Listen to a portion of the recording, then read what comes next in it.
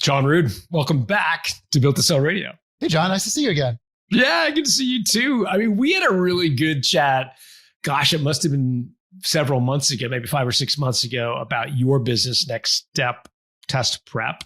This was a test prep business where people would, well, you know what, you describe it and just maybe encapsulate the exit as you remember it all these years ago.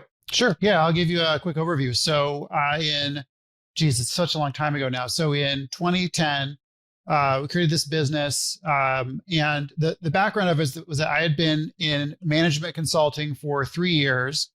And it just got to the point there where in management consulting, it's like kind of like up or out. And I was not going to go up anymore there. And so I decided I would kind of try my hand at being an entrepreneur. I had no idea what I was getting into. I had no lifelong aspirations to be an entrepreneur. I had basically no skills to do it. And so what I decided to do was, I had worked in the test preparation industry as an instructor, and I made $20 an hour with that, which was the most money I had ever heard of anyone making in my whole life. So I thought that was a pretty good industry to get into. So we started a little company there. We ran that through kind of all the ups and downs that you might expect in your audience is going through right now. Then in 2018, we sold that to private equity. Got it. And that exit, remind me just some of the metrics. And the reason I'm asking around this is because I want my listeners to understand sort of the financial impact for you personally. Maybe just talk about how big the business was and however much you're comfortable sharing around the valuation. Yeah, sure. So we were single digit millions in revenue and single digit millions in earnings. I don't really get into the valuation stuff publicly, but it was a substantial exit such that I've got pretty good freedom now for what I want to do in life. Got it. And so you crested the point where work became something you can want to do, but don't have to do. Would it be fair to say that? Yeah, I think it's fair to say, although I'd also say, to the audience, that point is really variable. And that's totally at the mercy of how much you want and need to spend. And I remember once early in my career, before I sold my business, once I was in a conversation with a guy and he said, all I need to do is earn $20,000 a month to support my lifestyle. And at that point, I was 25 years old. I was like, oh my God, $20,000 a month. That's incredible. That's the hugest amount of money I've ever heard. You spend it every single month. And now that's gotten a lot easier to spend that kind of money on a regular basis. But that's why it's really about, what do you need in your life? How much do you need to spend? Where do you need to live? How much do you think it costs to raise your kids? How much do you think you need to give to your kids when you knock off this mortal coil?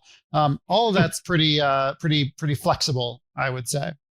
And some of these questions you delve into in the book Beyond the Exit, there must have been something that happened in your life post-exit that was so meaningful, so transformative that you wanted to write a book about it and talk about it publicly. So what happened? Why write the book? So to me, it's a couple things. One of them is totally selfish, which is one of my goals in life since I've been a little kid was to write a book. And in our test prep business, we published lots of test prep books that that mostly my team wrote.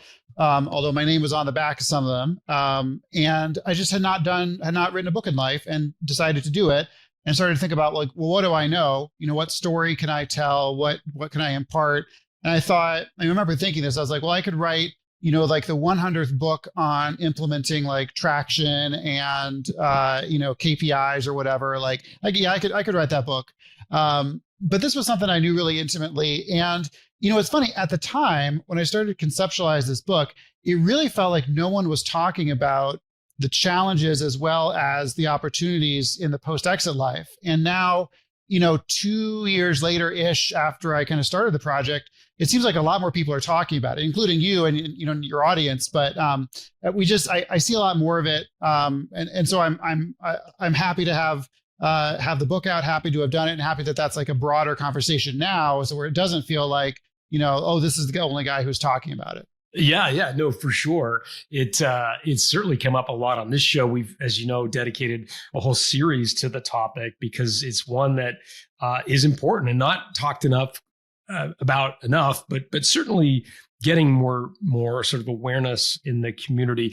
Hi, I'm Colin Morgan, executive producer of Built to Sell Radio. And if you've been enjoying this podcast, you're going to absolutely love our new newsletter, Built to Sell News. We share actionable tips and insights to help you get inside the mind of an acquirer and punch above your weight when it comes time to exit. To subscribe, simply head over to builttosell.com/subscribe to sign up for free today. So talk me through your own personal experience exit. Like what sort of emotions did you go through? What was the impact on you personally? Sure. So, one of the things I didn't know to expect was, when I sold to private equity, I kept working there in the business. So it's funny, like the day before I exited and the day after I exited, my job title was totally different. My responsibilities were totally different, but I was still going to work, every single day. And I worked there for 2 years in that business. And then at the end of that, it was just time to move on and time to start thinking about what I wanted to do next. And one of the funny things looking back, which is like both surprising for me personally and kind of embarrassing, is when I started to think about selling the business, I don't think I really sat down and thought, what am I going to do after this? Right. I thought, I'm going to, these guys are going to keep me on for a little while and keep working in that business. But after that, what am I going to do? I don't know that I ever really sat down and thought about it in a systematic way. And inside our business, we do tons of planning. We do our, annual goals and our quarterly goals and our, OKRs and whatever you want to call them. But I didn't sit down and do that for my life. And so actually one of the reasons why I wanted to write about it was to encourage people to work on that process and to start working on it well in advance of actually being out of their business. What was that like for you when you actually sat down and do it? When I sat down to do it, it was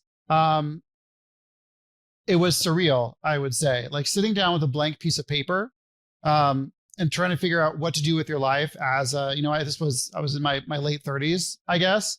It's very unusual because the things that we're programmed to do, there's lots of good reasons not to do them, right? So for example, the most obvious one being, everyone's got their non-compete, and I don't want to go back into that. I would not go back to that same business I was in one way or the other, but you can't be in, the niche of your industry that you've been in. And that's where all of your personal connections are. That's where your professional connections are.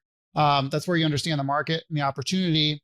And so you start thinking like, okay, well, what other kind of business should I start? And I think that's a really natural inclination because we're entrepreneurs, right? And that's what we do. That's our identity. That's our expertise.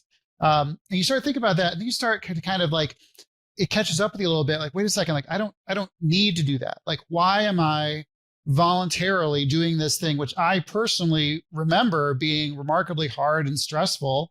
And I'm going to go do that in a situation where, I wouldn't say that for entrepreneurs, it's all about the money, but it's at least in part about the money. Right. And I didn't need it. Right. So part of what I write about, and I interviewed 70 other entrepreneurs as I worked through this book, was kind of those stages that people go through where, you sell your first business, you get out of it. And then you sit down, you're like, I've got a list of 35 other business ideas. I'm going to go do them. And then maybe you do it or maybe you don't, but there always comes a point with entrepreneurs in my experience where you just say like, why? Like, why am I doing this? Like, what's the meaning in me creating another industry or another business in like whatever industry that might be in? And that's a real kind of soul searching moment. That's actually, I think, a harder moment than for people that like leave their business then or say like, okay, I've got my spreadsheet of 30 business ideas. And I'm just going to do one, automatically. Right. Cause that's like that's just how we kind of flow into the next thing. That I think is the big challenge is kind of getting over that hump and saying, I don't need to do another business. What's the utility in my life of doing that? What did your research show about people who did go back in the same industry they left? I talked to a couple people that had done that. And I think some of them were just very comfortable in that world. And that makes total sense to me. I think as human beings, we develop our expertise and we develop, we have the skills and we have the expertise that we have, and we like to put our skills to the test, right? Like it feels good to do something that you're good at fundamentally. And so for a lot of those people, I think that, that they got to continue kind of going down that road and they keep doing it. I think for all of us, there eventually comes a time when we look at that and say, like, what are we doing that for? And for some people, that comes earlier than others. I interviewed one guy. We didn't write about him explicitly in the book, but he was. I'm trying to think of what he even did. He was in the food industry, and he would buy a food business and then run it for a few years and then sell it, and then buy the next one and sell it, and did it over and over.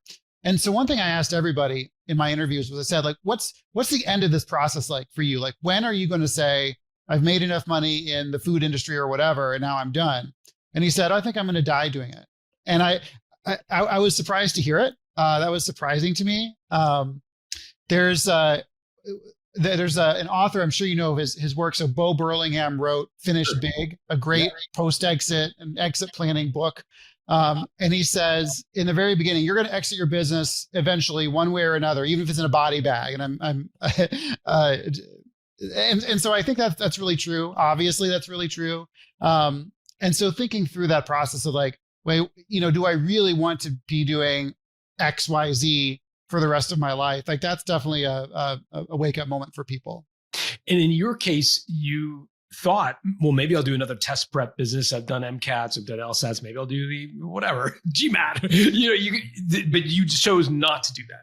Yeah, I mean, I thought about like, I'm not interested in going into exactly those niches, but I thought about some kind of an education business in K-12, selling to schools or something. And it's possible that I could do that. Like, I have the tools to do that again. But it just seemed like that wasn't the way for me to grow personally. That wasn't on my dance card. So what did you decide was on your dance card? So there's a couple things. One of them is I try to manage my workload and workflow kind of around the rest of my life. And I try to be really meaningful about that. So, I'm early 40s, and so I'm in generally okay to good health. I've got little kids, and I saw the other day, like, I saw this graph, and it's like graphing out the amount of time that you spend with your kids. Oh, and that's it turns horrible. out, you've seen this. I know you've seen this. And so it's like, there's like this remarkable statistic, and I'm going to mess it up, but it's really close, which is like, by the time your kids leave for college, when they're 18, you've spent something like 80 or 85% of all the time you're going to spend with your kids in your entire life. And I saw that as like, oh my gosh, like, I need to be prioritizing that among all these other things that I'm doing. And so I wrote this book, which is great. That was a great project. I'm almost certainly going to keep writing books just because it was so much fun to do it. I've got a little business in the AI world that I run with an old buddy of mine. That's pretty interesting, and I do it because I think it's interesting, and I think it's fun. But as an example, 2 years ago in that business, well, maybe it was last year, I got invited to speak at a conference. And it was like a big conference, and it would have been good for the business that we have. And so I asked, like, okay, like, what's the date and what's the slot? And they said, well, it's in, North Carolina or something, and it's October 31st, and it's at like 2:30 p.m. It's like, no, I'm busy October 31st. Like, I have like 10 Halloweens with my kids, and that's one of them, and I'm not going to miss it to be at that conference. And if it had been my first business, I would have said yes, because those are the sacrifices that we make. But when we get to a point where we don't have to make as many sacrifices, I think those are the things I try to be more mindful of. It sounds idyllic, the idea of being able to prioritize your life. What's the expression? Work to live and not live to work. I think I'm getting that right. The idea that priorities that you have come first and so forth.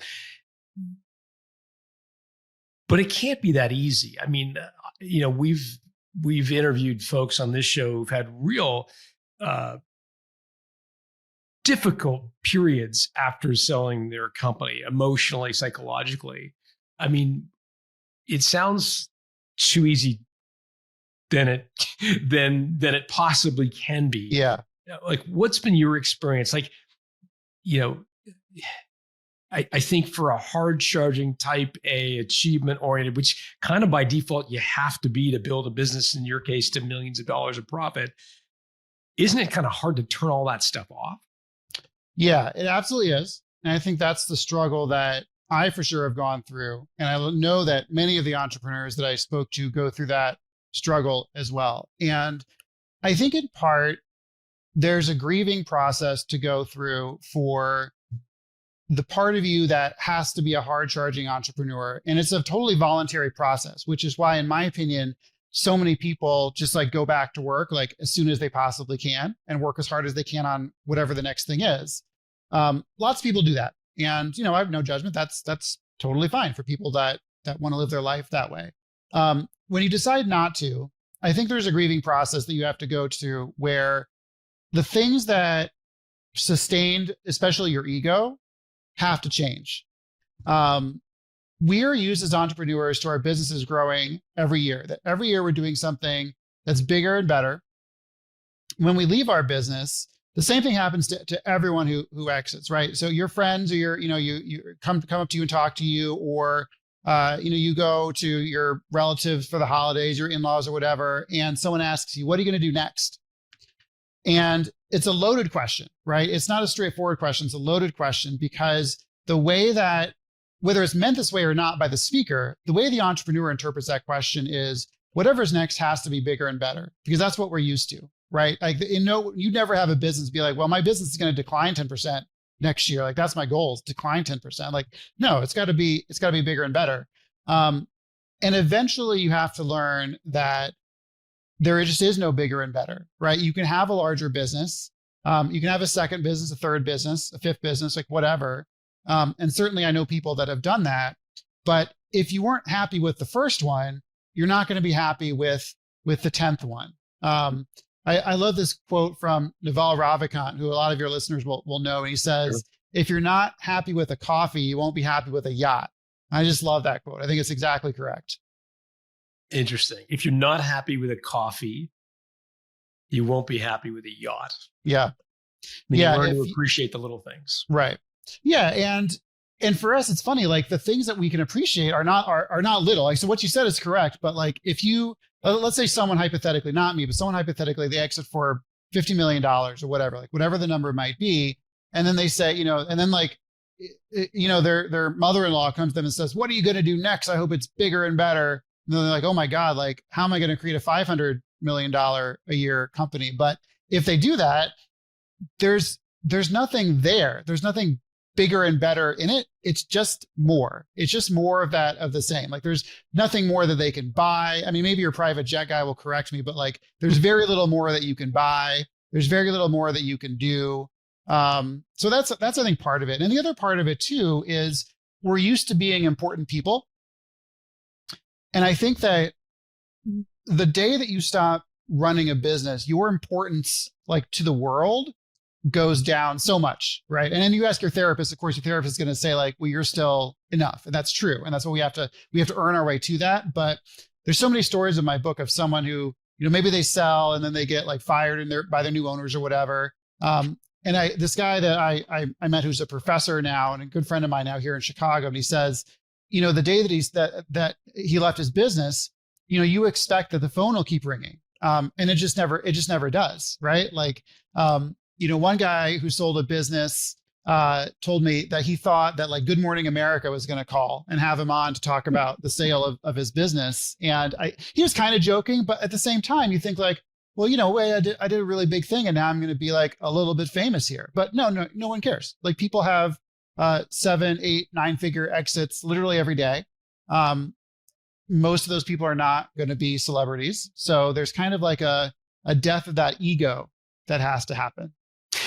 Some people listening to that probably feel a visceral negative reaction. Like the idea that you would go from, because some people, they would say, look, I derive an enormous amount of satisfaction from life by achieving goals. Yep. Right. So it doesn't have to be in my current business, but if it's not in my current business, I want to be achieving fitness goals. I want to do an Ironman, or I want to write a book, or I want to do it's that adrenaline rush they get from setting and achieving goals. And they're hearing you say your ego's got to die.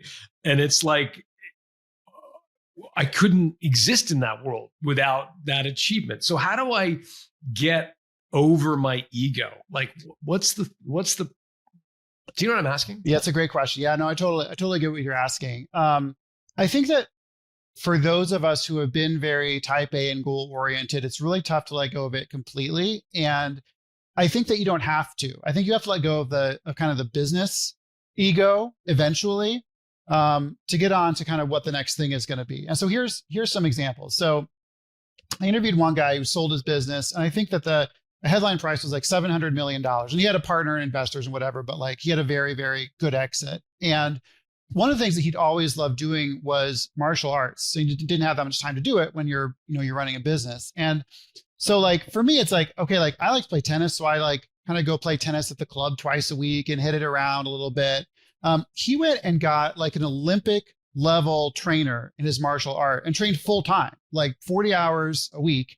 And I think that's incredible, right? So that's like an incredible way to take that energy, and of course some of that like financial opportunity that he's got where he can, hire a guy full time to do this, and really go hard at something that's totally different. That makes total sense to me.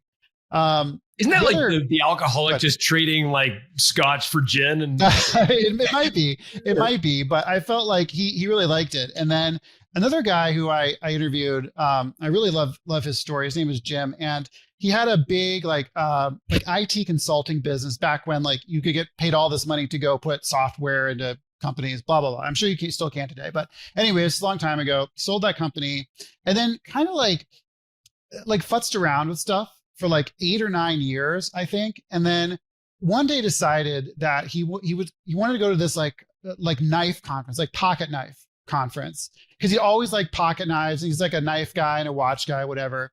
And he meets these guys from, I think like Denmark, like some like Scandinavian country. And he ends up partnering with them and they create this pocket knife business. And actually I got one for Christmas. So I've got his pocket knife like right here, and they won Blade of the Year, and they're an Inc. 5000 business now. And what I think is cool about that is not like, yeah, it's cool that he built like a successful business, but it's a thing that he really loves to do. And he loves the topic area in a way that like, I don't think that he loved software installation. Like maybe he did like a little bit, but not the way he loves knives. And so when you think about like, what are you going to do with this big ego, with this drive? Like, it's like about finding a thing that you can point it at that creates a lot of meaning. Maybe it's a business, maybe it's a hobby, maybe it's a nonprofit. It's definitely something. Like, it's not sitting around like on your couch. But that's I think the struggle that people have to go through. How old are your kids? My kids are 9 and 7. Okay. So pretty influential times.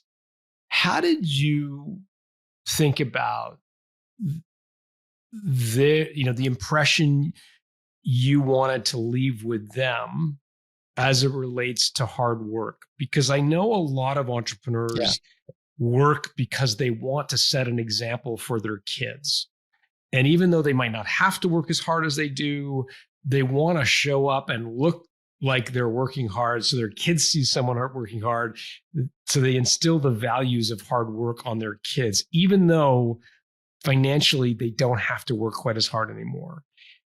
Did similar things kind of come up in your mind? How did you kind of reconcile that with I'm going to go to the 10 Halloween events because I'm not going to the conference? Because eventually the kids are going to figure out Dad seems to prioritize us over work. Yeah.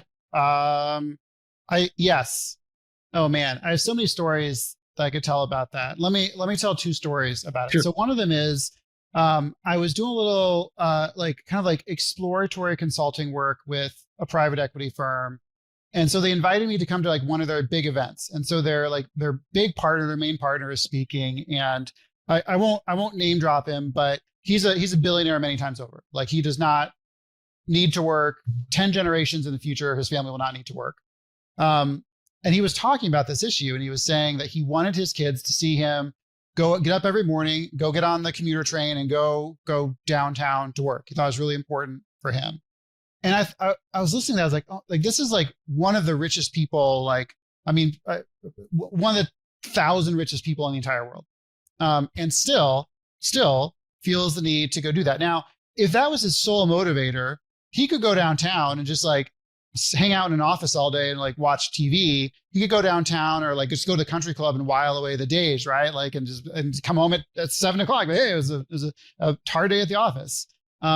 So when I hear people say that, I think there's probably more there than meets the eye. I don't think anyone is putting in 60 hours a week for their kids. And maybe that might be a bold claim. That's how I feel. And the reason I think that is because if you look at any evidence about what's good for kids coming up, having parents around is massively beneficial. Having parents spend time with kids is massively beneficial.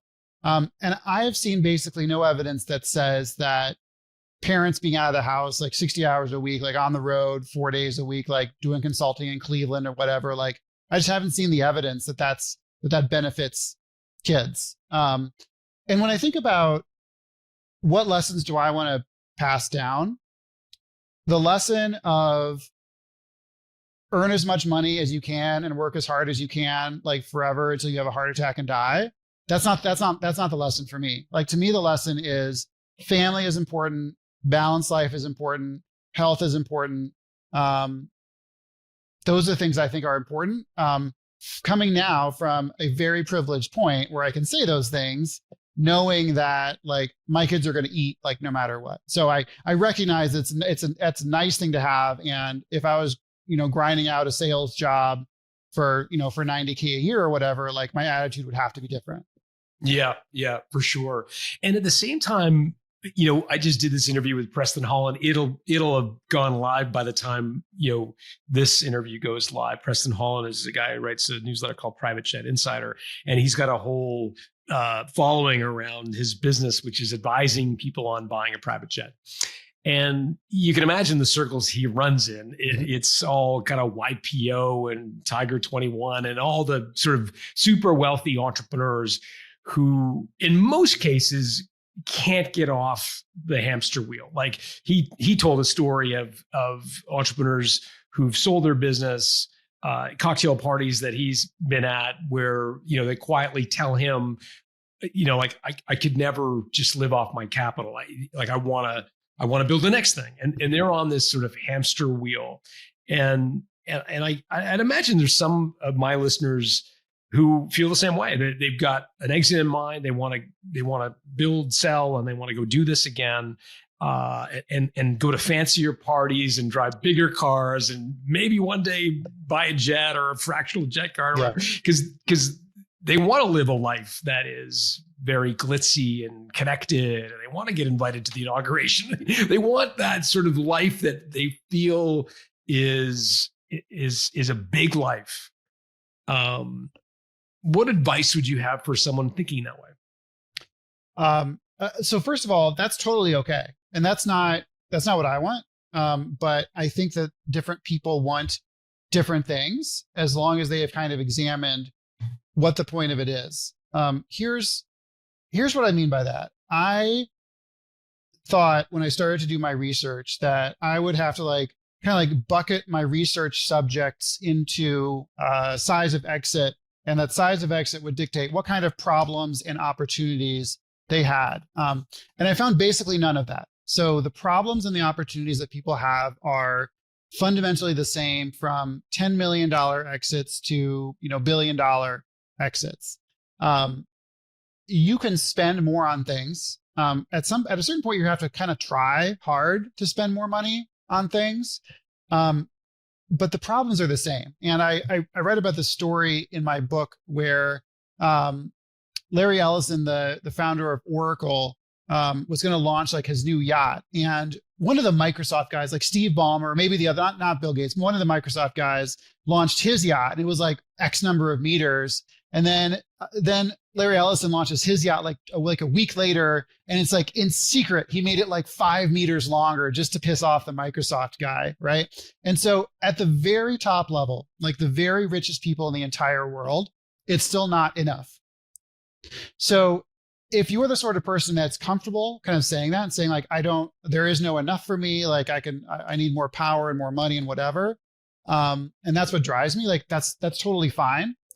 The lesson I want people to realize is that it's okay to say that there's not an enough for you. But the trap I don't like people getting into is the feeling that whatever the next milestone will be, that will be enough, because it almost never is, right? Someone has $10 million in the bank. It's not enough. Okay, now they have 20. It's not enough. Now they have 40. It's not enough. And there's this really good research that I write about in my book, and it came out of Harvard, and it's talking about how at every level of the wealth spectrum, from like truly poor people to like the global elite, if you ask people how much money would make them feel comfortable, it's always twice as much. Someone who has $100 in the bank, if you say, I need $200 so I can eat this week, that's what they want. If you talk to someone, they say, I've got $50 million, but I can't get into the private party with the jet guy. I need 100 to go to that private party, right? And so at some point you have to decide to just get off that and be happy. So if people are listening to this and they're intellectually understanding what you're saying, like clearly if Larry Ellison and Bill Gates or Steve Ballmer or whatever are arguing over the size of their yacht, then clearly I get it. I believe you that I'm never going to feel satiated by money. Like there's no revenue band I can get to, no EBITDA multiple I can get to that's ever going to make me feel happy. So they understand it intellectually, but they can't give it up. Like they don't know how to turn that off and say enough is enough. What practical tools, what questions, like how can you get someone off the never enough sort of hamster wheel? Yeah, totally. So I think therapy and coaching is an easy answer, which I always recommend to everyone. There's a couple exercises that I put in the book for this, and one of them is this kind of like life visioning process, where you do this thought process. So if you've had an exit and you think, okay, I'm going to start another business and it's going to take me 10 years to build that business, and I'm going to sell it. I'm going to be twice as successful. So previously I sold for, 10 million. Next time it's 20 or 20 or 40, whatever the numbers are. And so you say, in each area of my life, right? I've got, my family life, my health, my professional life, my financial life. What is going to look different in 10 years if I have twice as much, right? What is that actually going to look like? And, for me, if I sit down and do that, it's like, okay, my family life will be exactly the same, right? Like, because all I want in my family life is for my kids to go to like a nice school, for them to live in a safe neighborhood, a warm house. Like it's 6 degrees out. My kids are warm. They're learning, like they're fine. That's all I want for them, right? Like more money or prestige for myself isn't helpful. What do I want in my professional life? Well, personally, I want time flexibility, and I want to work on only projects that I like and with only people that I really enjoy working with. I do that now, and having more would not be helpful for that. Now I totally agree with what you said though. Like there's definitely people that would do that process and say like, well, I get to go to, this level of political fundraiser, but I want to go to the next level of political fundraiser. Or like, I get to go to X conference, but I really want to go to Davos or whatever. Like, and if that's the goal, that's great. But I think when most people really sit down and say, what would I do with more success and more money? Oftentimes the answer is not that compelling, that there's just not that much more out there. So how do they get from that realization? The life visioning exercise you reference is one tool, but what other sort of tools in the toolbox are there? Because you mentioned therapy, obviously recommended if folks are inclined that way. What other sort of exercises have you gone through or do you recommend in the book? Sure. So there's another good one, which is called The Wheel of Life, which I think a lot of people in your audience would have seen because it's like an old YPO EO thing. And I'm an old man now, so I hold up pictures of printed pages to cameras, but that's The Wheel of Life. And if you're not watching, maybe we can just describe there are three.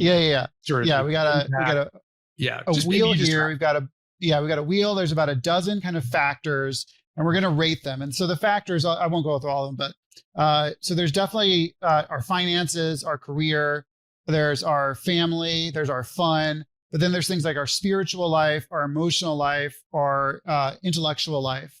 And I find when people go through that exercise, what you're trying to do is you're trying to take a holistic view of your entire life, like all the things that make you like a human being, like not just like a business person. And what I usually find is entrepreneurs are always like 8 out of 10 in their career if they're at this level of success, right? They're already really successful. They're generally also doing pretty well for their kids, right? Like most entrepreneurs I know are not actually, on the road in Cleveland like 5 nights a week. Like most of us who are parents say like, okay, my career is going to be first, but my kids are going to be like 1.1 priority or whatever. But then it falls off really quickly after that, right? So a lot of people sacrifice their health. Almost everyone at this point sacrifices things like their spirituality, their creativity, like their intellectual life, like their learning life. And so I think when people see that, then there's a real decision to make, right? Where, if you're living a life that's out of balance, you have to give certain things up and reprioritize to get back into balance. Now, to your point, like the next question you could reasonably ask is like, what if you don't want balance? And that's like totally okay. And some people I think will kind of be spiky in that way. Like I think there's probably a lot of monks who are 10 out of 10 in spirituality and 1 out of 10 in their finances. And that's okay too. But for those of us who have more flexibility, I find like kind of adjusting for some of that spikiness can be helpful. What about people who say, yeah, but John, I want generational wealth. I don't want to be rich. I want you've heard this multi-generational wealth. It's like this buzzword that people aspire for, multi-generational wealth. And so sure, I've got enough to live happily for but I want, what would you say to someone who aspires for generational wealth? So it's a big topic, and I might write a second book about this. It's such a big and popular topic. And here's what I've observed talking to people about this. What I've observed is 99.9% of humanity is trying to get more and more for their families and themselves, of course, and their kids, right? Then there's a switch that flips when you get to a certain amount of prosperity, where you start to say, am I going to give my kids too much? Am I going to ruin my kids by leaving them too much money? Like that's the problem, right? So if you have $100 million in the bank, which I don't, but like for people that do, the problem is not, am I leaving too little? It's, am I leaving too much? And so the space in between there where people are like, oh, I'm going to hand down to my kids exactly the right amount of money is like, I've never met anyone who's ever said that in my entire life, right? It's always, oh, I need to leave them more, or I need to leave them less. So I think first of all, most of the people that I've ever heard talk about trying to get generational wealth don't have it. And most of the people that have generational wealth that I talk to are trying to figure out how to manage it so their kids don't get ruined by having all this money. Let me stop there. This is a very fruitful conversation. That's been my observation. Yeah. Well, I think that's interesting. But why stop there? What other like what are you holding back on? It sounds like you're biting your tongue, thinking you might say something, but not. And so I'm happy to talk more about it. So for the people that really have what you might consider generational wealth, right? So where they definitely have enough, their kids definitely have enough. A couple of things happen. So number one is you start spending a bunch of time working on your estates and your trusts and like the structure. And when you do that, you start to figure out that you have to put in place, or you are encouraged to put in place all these like constraints on your money, like from beyond the grave, right? Because like if you knock off, you want to make sure that your 19-year-old kid doesn't inherit $100 million and like go waste it on, crack and yachts and whatever. That's a big problem, right? So you have to spend a lot of time working on that problem. You also start to hear over and over this 3 generations rule, which seems to be pretty prevalent, where the first generation makes the money, the second generation kind of like it doesn't totally waste it, but doesn't make any more. And then by the third generation, it's all gone and like pissed away in, drugs and fancy cars and all that stuff. So you then, as the first generation, are now having to spend a lot of time thinking about those issues. And when you think about what those issues, how do you actually solve those issues? Like there's no amount of like lawyers and trusts that can put enough structure on that problem to solve it. What's left is trying to raise your kids in such a way that they're able to receive that inheritance and not totally waste it. And then the question is like, okay, so what is the actual goal now? Is the goal to have all this money and then to retroactively have to like raise our kids to not waste it? Or is the goal really just to have great kids, right? Who we're going to raise in like a responsible way. And that to me is like kind of like where I would end up, right? Like my kids will have some kind of inheritance someday, probably. I want them to make the most of it. But the way that I do that is by bringing up really good kids, showing them the right examples, teaching them the tools to manage money, as opposed to thinking I'm going to earn so much money that I'm going to get ahead of this for 100 generations, right? Like the number of many multi-generational families is like pretty small in my experience. Yeah, it's the old Warren Buffett's famous for the line, I'm going to give my kids enough so they can do anything, but not enough so they can do nothing. That sort of adage. I mean, you're a young guy. You've had a successful exit. It doesn't take a rocket scientist to put compound interest in place and know that when you're 80, you'll have a lot of money. You live a relatively frugal lifestyle, from what I can tell. Yep. What are you thinking of doing with your estate when it's time to kick off? It's such a good question. And the actual answer is I barely remember. So like I put that stuff in place 2 years ago. We had all sorts of lawyers and blah, blah, blah. And thought really hard and long about it at that point. And so there's a bunch of stuff. I mean, there's, somewhere there's a binder with 1,000 pages of legal documents in it. And I forget what's in it, right? I knew at the time, spent a lot of time worrying about it. Not really sure. There's some trusts, there are some controls as to kind of who gets the money and when, I think. But ultimately it just doesn't matter that much to me. To be honest with you, like number one, I'll be dead. So the amount of concern that I can plausibly have about it is going to be pretty low.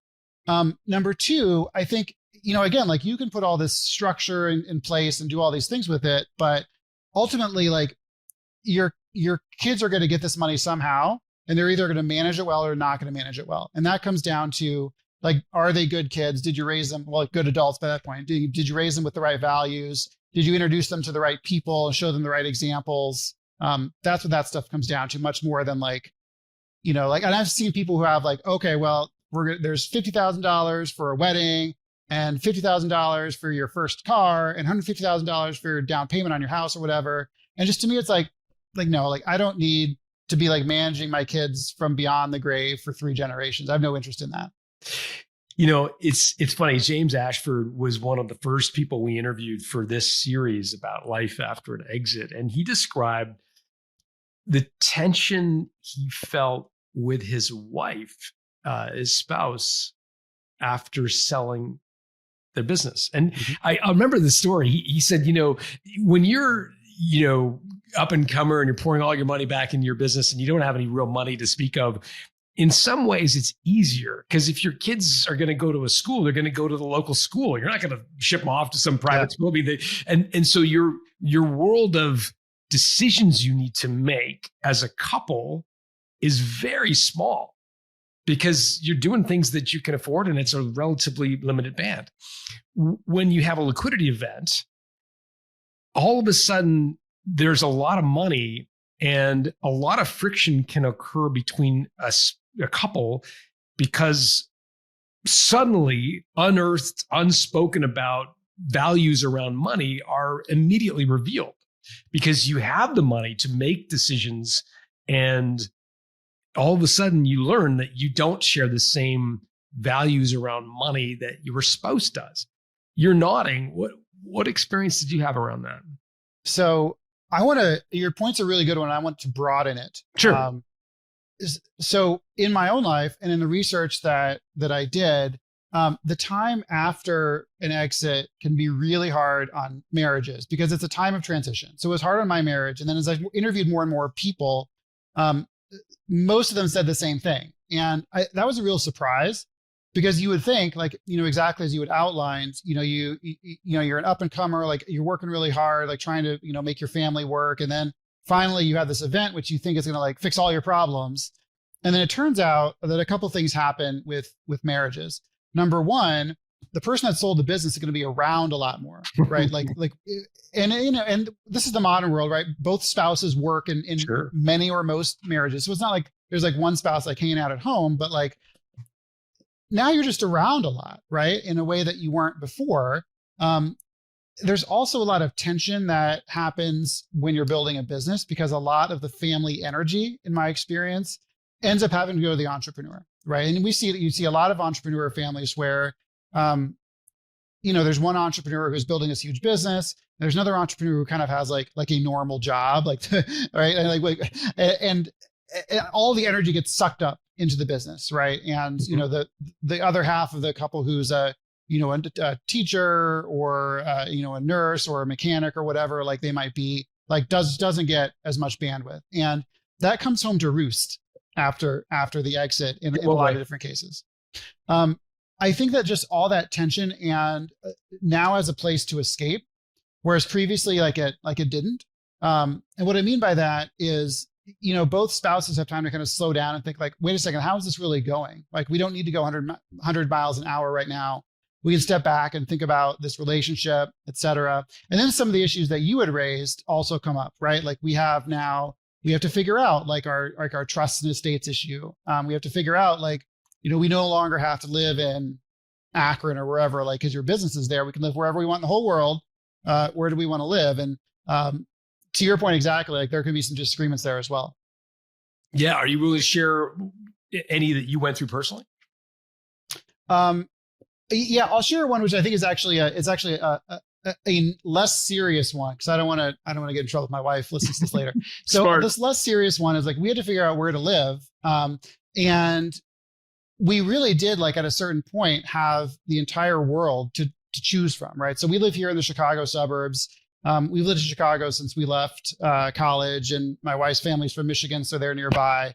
But we went and like looked up like living in Portugal. We thought about living in France. We thought about, where can you live? Like live in like San Diego, like somewhere that's just like this, but warmer. And ended up like making no changes. But that's a thing that can be that people can butt heads if they have different values about it. And where were you on that continuum? Did you want to leave? I was, I think, more okay leaving. I think I was more okay leaving, but then as we started to see more places, I started to feel like every place has its problems, which is like obviously true. But like, you go somewhere, you're like, oh, like, we live in San Diego, the weather is great. Like San Diego has problems, right? Like just like Chicago, and Chicago suburbs has problems. And ultimately where I ended up was wherever I am, like there's that old line, like wherever you go, there you are. Like, that's really how I feel about it. Like there's happy people and miserable people in every place on earth. Do you ever feel empty? No. Why do you ask? Because I think for a lot of entrepreneurs, their business gives them a tremendous amount of satisfaction, a tremendous amount of intellectual challenge, a tremendous amount of accomplishment. And I just wondered for you, you've described this idyllic life where you're home with the kids at Halloween and you've got a great spouse and you're living in Chicago, like, and everything's sort of great. And I'm just curious if you ever miss it. Like, do you ever miss that sense of fulfillment from achieving something did you see what I'm asking? Yeah. Yeah. Yes. I feel like I'm achieving things now. They're just different. So I think that writing is fulfilling to me. That's very different. Like that feels very different because no one says that you're doing a good job or a bad job and you're not busy. Like no one calls and like needs you for anything if you're just writing. So I think that's like a very personal thing is what brings someone meaning in their life. I think that we get to kind of choose that in many ways. And there's definitely days where, I personally would miss running a business. One of the things this is the way I feel. And as I asked other people about it, almost every entrepreneur I've talked to feels this way. The time of the business that you miss is like the 0 to 1 period, like where it's like, maybe it's you and your co-founder and then like 3 other people and you work in some like crappy office or you in your garage or whatever, like prototypically your garage. That's the time that people tend to miss. That's the time I miss. Like when I had like lots of people and like all sorts of like HR problems and customer problems, whatever, like I don't miss that.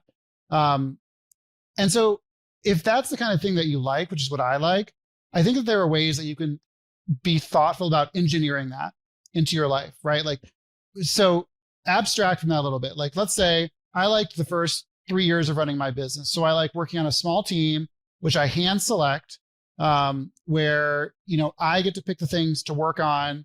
I mean, the customers do too, but like, I get to like choose those things as opposed to putting out fires and having to go to like conferences that I hate and whatever. I can back solve for that, right? I can back solve for that in starting my own small business, which is kind of part of what I had done, as I described. I can back solve for that and being part of like community efforts to do certain things. So I think there's a lot of ways once you figure out what are the qualities of activity that you like to do, you figure out how to do those things in different ways, or you can do them in the same way. And that's totally fine too.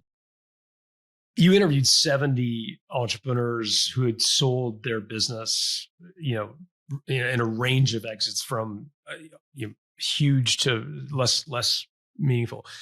What stories that we haven't spoken about so far are most memorable for you? I'll tell you my two favorites from the book. The first was, I'm gonna be weird and hold up my knife again.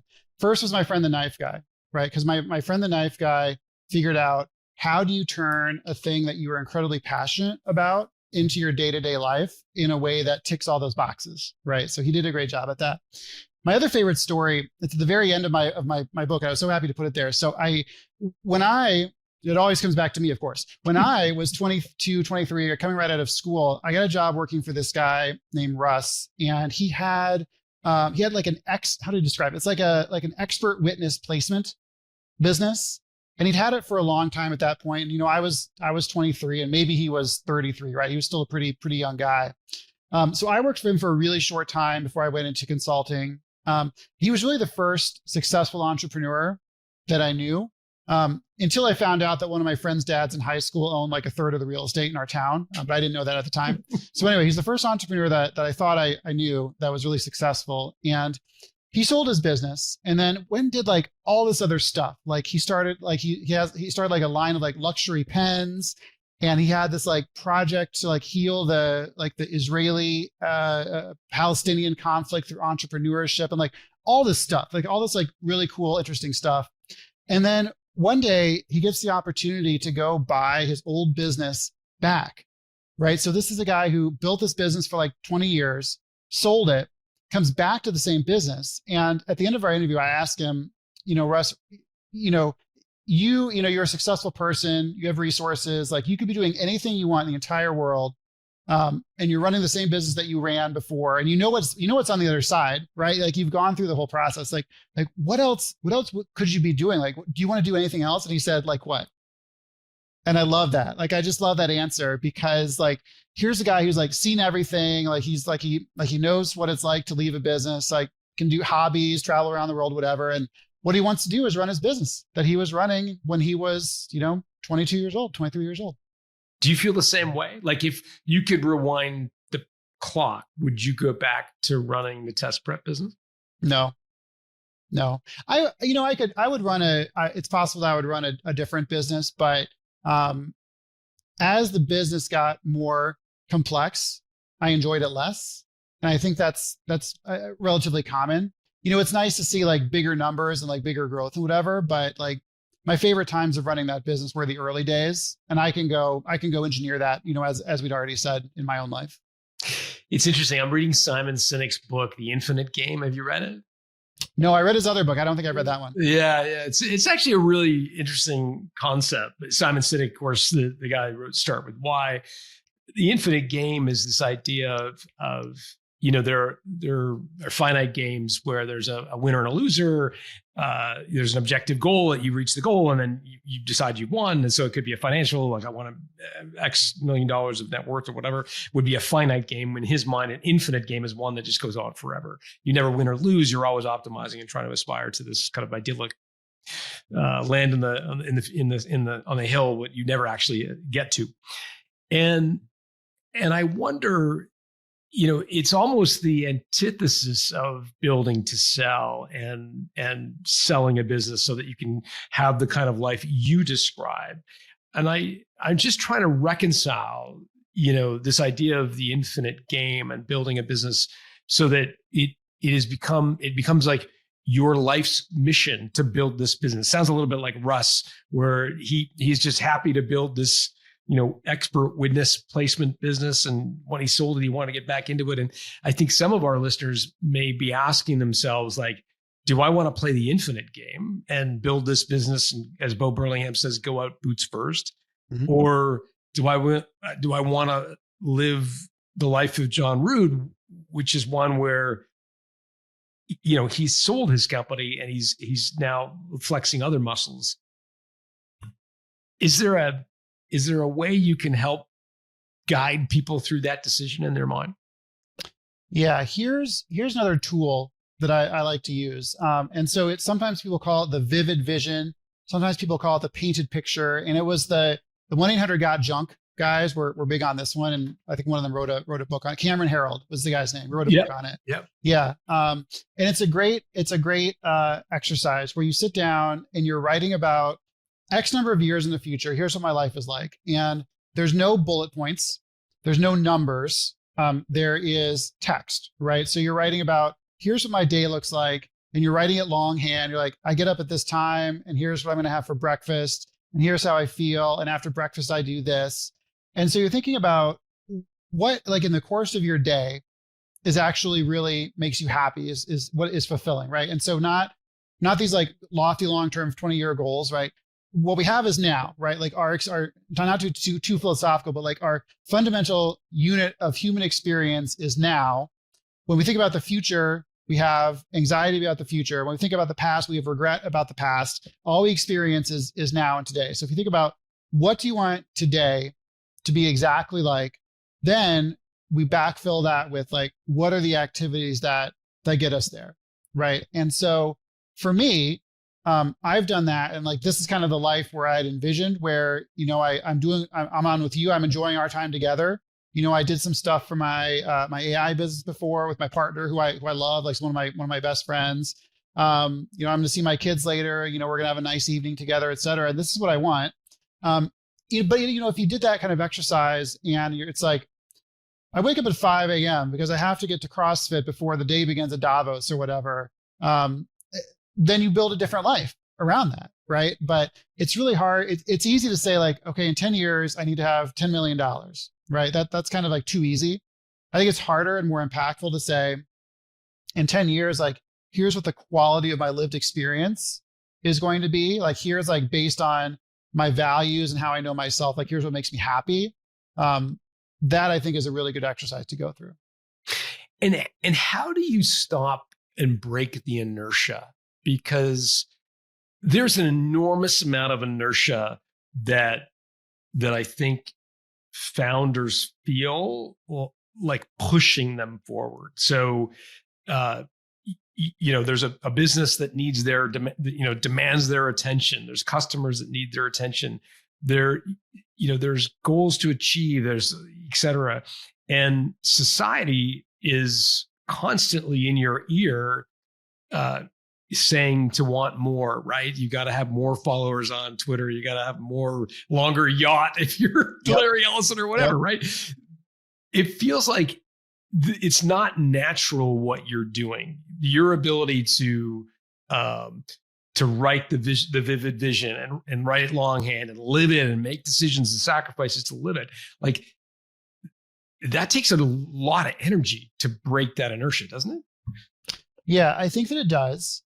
That's why for anyone, I recommend this to people all the time. And I do a little bit of coaching. And I always recommend this to my coaching clients, where if you're getting to the point where you might sell your business in the next like 3 to 5 years, like it's even like a possibility to start doing these kinds of exercises that I've been describing now, as opposed to once you're in that process or once you're through that process, for a couple reasons. So number one is you can start to think about, how urgently do I want to get out of the business that I'm in, right? And for some people are miserable running their business, right? And there's constant, firefighting and all these HR problems and blah, blah, blah. They just like want to get out. They're doing it for the money. They want to get the money. Great. Plenty of other people that are having a great time running their business, right? There's a guy named AJ. Do you know AJ Wasserstein from Yale? wrote these amazing papers on post-exit life. No, I've heard the name, but we should have him on. I don't. You should absolutely. He's an incredible guy with incredible story. His papers are great. He's in my book sharing his story. And he said this thing I'll never forget. He says, if you wanted to run a business so much, why did you sell the first one that you had? And so that's why, like, when you think, okay, like right now, like if you're a person who's in the world of running your business, you're trying to maximize its value, whatever, sit down, like take a 3-day weekend by yourself in a cabin and really sit down and think about, where do I want to be in 5 years? And the answer might be like, I want to be running the same business, but I want like Steve, my CMO, out. I don't ever want to see Steve again, right? And then you kind of know what you have to do. But for a lot of people, it'll be different. And then I think you can kind of back solve from where you want to be to what the steps are today. I could talk to you for hours, but I know your time is precious. So let's point people to the book. It's called Beyond the Exit. Get it on Amazon and everywhere. Yep, Amazon. John's got it up on the screen, which is great. So folks can learn more there. If people wanted to reach out on social media, is there a good channel for them to do that? Yeah, sure. So I'm on LinkedIn. I'm on Twitter. You can just search for me. John Rood is ROOD. There's not too many of us. So you find me there. And I love to hear from readers. I love to talk to entrepreneurs. So if I encourage everyone to reach out. I love to have these conversations for sure. And we'll put John's coordinates in the show notes at builttosell.com. John, thanks for doing this. John, thank you. Always a pleasure. We'll see you.